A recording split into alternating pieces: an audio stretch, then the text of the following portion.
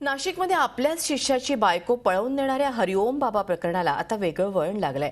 बाबानं आपल्याला पळवलं नाही तर पती मंगेश तनपुरेच्या भीतीपोटी कालिया बाबाच्या घरी सुखरूप असल्याची कबुली संबंधित महिलेनं दिली आहे। पतीनं 15 लाख रुपयांना आपल्याला नाशिकमधील एका महिलेला विकलं असल्याची धक्कादायक माहिती तिनं दिली आहे।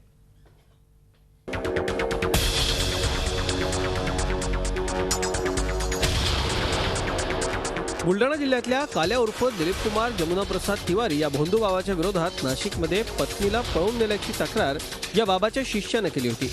या तक्रारीला आता नवं वळण मिळालंय।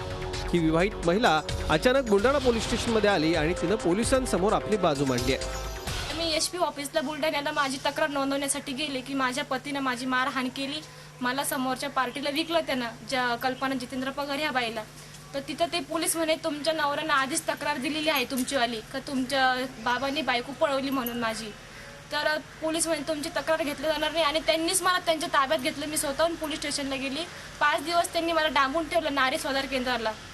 तिथं 5 दिवस माझी खूप हाल झाली। वस्तुस्थिती सांगण्यासाठी बुलढाणा पोलिसात गेल्यानंतर पोलिसांनी आरोपीसारखी वागणूक आपल्याला दिल्याचा आरोप तिनं केलाय।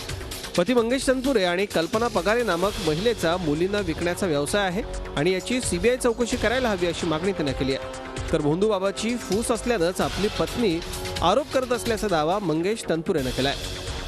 ते बाबा तिला पुढं करतोय, बाबा तिला जे काही बोलायला लावतोय ते ती बोलते आणि ती एक अनपढ समजा किंवा 19 रनिंग एज आहे, त्यामुळं तिला बाबांनी ज्या काही गोष्टींचं लालूच दाखवलं, जसं तिला 7,000पर्यंत साडी, फिरायला 4 व्हीलर, जेवायला हॉटेल, या गोष्टींमुळे ती बाबाबरोबर गेलेली आहे। संबंधित महिला आणि तिच्या पतीनं केलेल्या आरोप प्रत्यारोपांमुळे या प्रकरणाला नवं वळण मिळालंय। त्यामुळे या प्रकरणाचा लवकरात लवकर तपास पूर्ण झाला तरच याची सत्यता बाहेर येऊ शकेल।